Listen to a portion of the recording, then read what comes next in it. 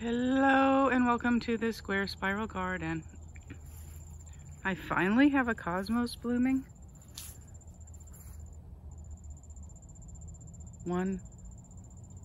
It's really peculiar because in years past they have absolutely taken over the garden. Now they're everywhere right now. There were several by the entrance here. Even today I've already pulled up like a bunch in weeks past and they keep coming up. So I've already cleared several out.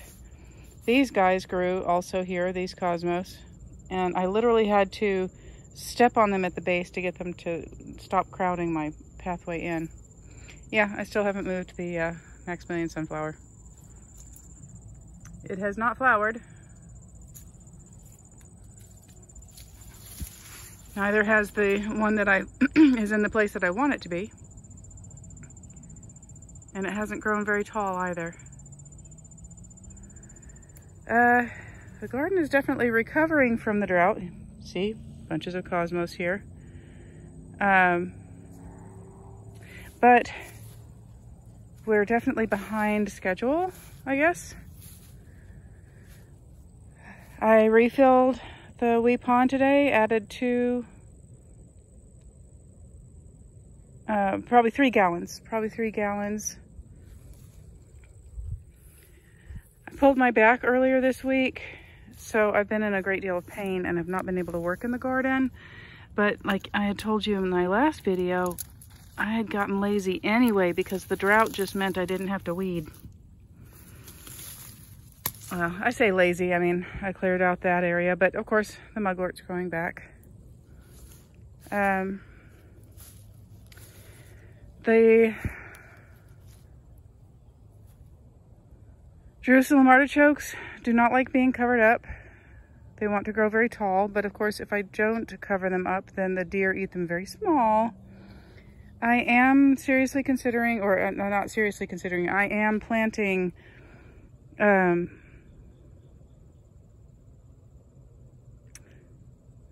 why is my brain not working? Cilantro here. And that seems to deter the deer. I'm also thinking about planting mustard greens here in the winter so that we can get the sticky uppy mustard greens that might also help protect. Well, there's some little fella. I don't know what kind of critter that is. Caterpillar, I don't know what moth it turns into, or butterfly. But they are surviving.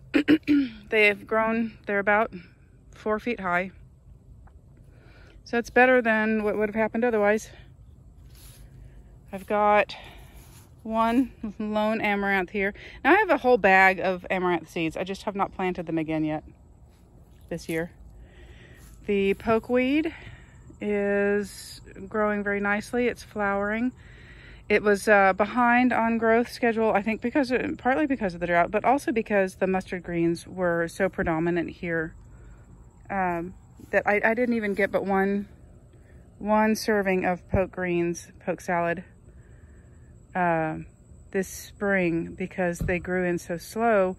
By the time I realized that they were growing, they'd already started turning purple. And when they start turning purple is when they become too toxic to eat. I have done some weeding, but not much. This bed has just gone fallow this year. I planted radishes in it and not a single one came up, or if they did come up, the rabbits ate them all. The black mold, or black spot rather, that's growing on the grapevines has a simple cure, and that is that you turn the soil over. You turn the soil over and the spores don't survive. So I'm going to do that this winter if I can manage it. And that should allow us a better grape harvest next year, because this year we've not had any. But I wonder how much that might be to blame for raccoons or some such that may have gotten the only grapes that were edible. But for the most part, those are my grapes. You can't eat, they're not even raisins, you can't even eat them. The pathways are really overgrown.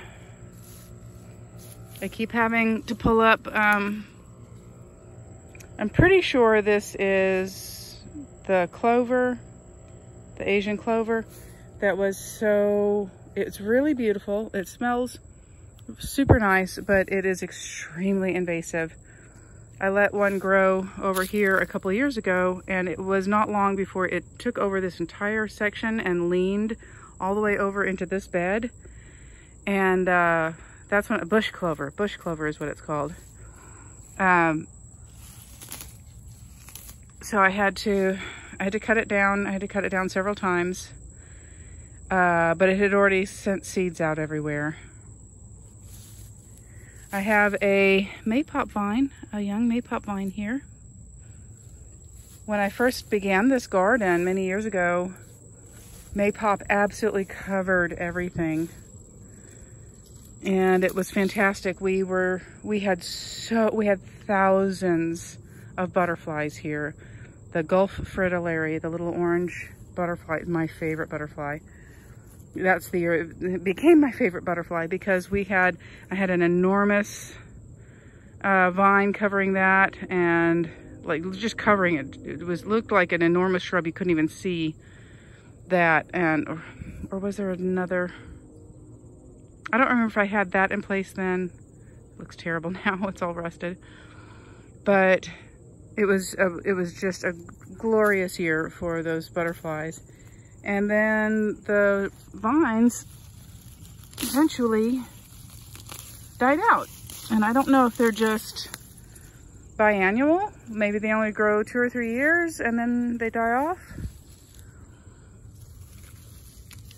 Or if it was because I had trimmed them back.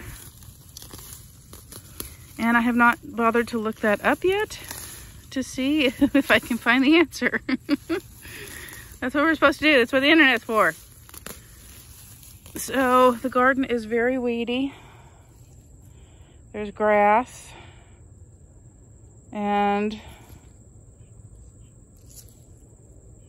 green poinsettia, and I forget the name of that, but it's another weed that I don't like. It's quite a mess. Here's the chicory. Gigantic chicory. Tick, tick, tick. This stuff survived.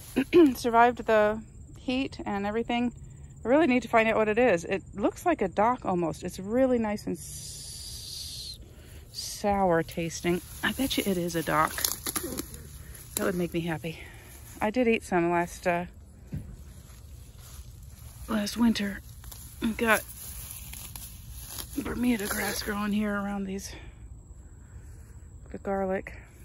So I planted tomatoes that had been given for free, and they're doing okay. They're not doing great. I just walked past the watermelon and didn't give you an update. And then I discovered I had a volunteer tomato over here. It leaned all the way across the pathway, which, yeah, you can't tell there's a pathway there, but I know it's there. So I tipped it back over this direction. I'm also wondering, like, do I even have a strawberry patch anymore? You can't see the strawberries. I come in here and I weed, and then I guess I'm feeling a little discouraged. It's it's the beginning of August now. There's a strawberry plant right there. And this is an avocado.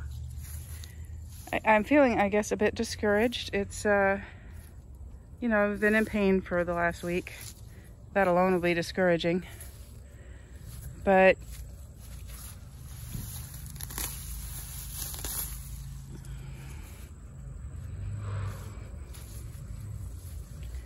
my sister-in-law, when I was telling her about it, she's an excellent gardener. She feeds herself on a lot of her own produce. And she has a big greenhouse and all kind of good stuff. Bean's not dead. What do you know? It's still here. It has not grown, but it's still there. And she said, you know, sometimes people just need a break. So I really felt heard in that moment. That was very sweet. But so you see there's a baby maple tree there. I need to mark all of the little trees because now we have neighbors right behind our house. Like when we look out our kitchen window, we're going to have neighbors just about 40 or 50 feet away.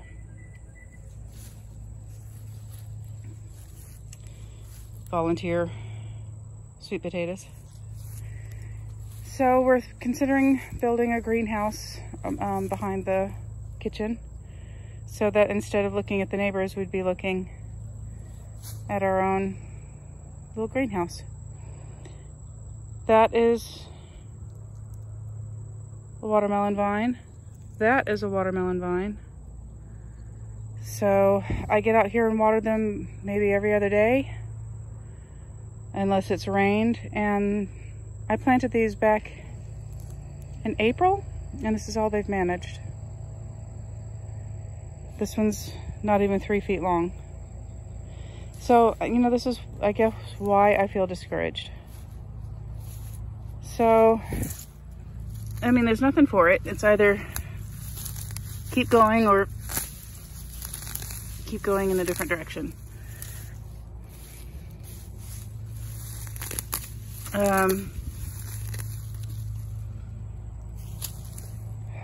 So maybe now is the time to tally up some successes, huh? Oh, look at that. Well, something dug out my compost. I thought I had put urine on this. What I did is I put diluted urine on it. Maybe on compost you gotta put straight urine. The nice thing about using urine is it's free.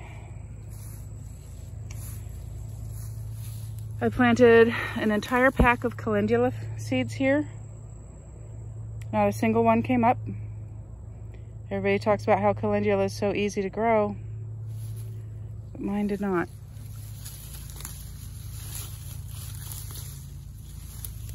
Not a single one.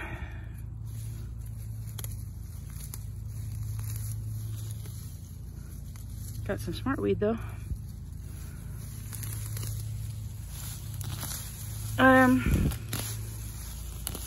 I still count violets as a success though. They are edible, they're beautiful, they're native. So that's 3 items on the checklist right off the bat.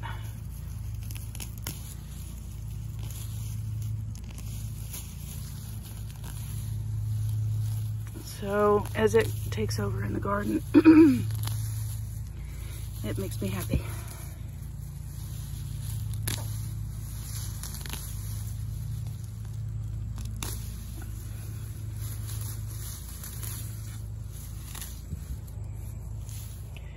There's daylilies there. They have not sent up any flowers this year. Daylilies. I transplanted them last year. There's another one. Daylily and another there. I don't know if they need a couple of years to settle in. We haven't seen daylily flowers here in a long time. So I'm really looking forward to them blooming. All right, I think I'm about done with this video. Definitely feeling a bit more low-key. So here's the garden. I'm close to the center of it right here. Oh, that's one success maybe. The hazelnut tree is absolutely covered in hazelnuts. So I guess we'll be fighting squirrels. The elderberries are done. The elderberry umbels at the top of the tree I left for birds. I don't know how many got eaten by birds and how many just fell on the ground. There's the other hazelnut. Lots of brown-eyed Susans over there.